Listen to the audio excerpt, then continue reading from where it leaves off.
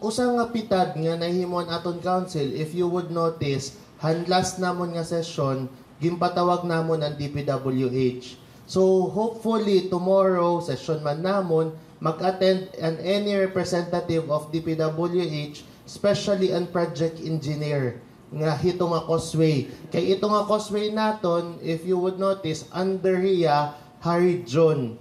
Diya under han DPWH nga Tacloban Sub-District. So under Harry John, so gimpatawag naton and project engineer specifically or any representative to give light han aton mga pakiana. Kaya sugadan nimo pakiana ma'am, amo gihapon it amon pakiana. Kay ano delayed na ito nga causeway project naton, ngan usa pa gihapon kung makakaapekto ba ang ginihimo yan nga ongoing nga investigation tungod ang nakadaramang gud dinhi nga project is ang Sunwest, didi nga side Sunwest, ang dito luwat nga side Hightone. Hightone, duwa ito nga contractor ang nakadara.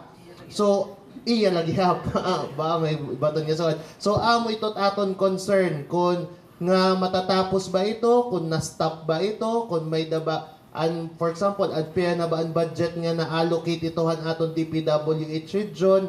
So iningatanan nga pakiana mababaton ini buwas ha amon session once umattend ang taga DPWH. In addition naman han kanan causeway na issue, we are not against the causeway naman kasi dakot bulig ito.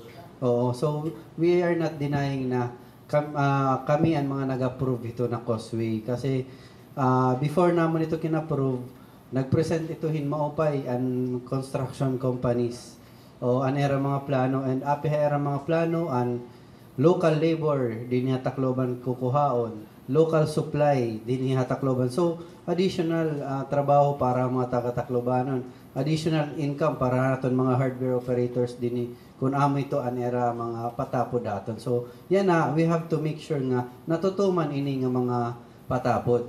Yan na hinihini nga construction companies para matapos ini. Itamo niya na goal is matapos ini nga causeway project gihapon para diri masayang.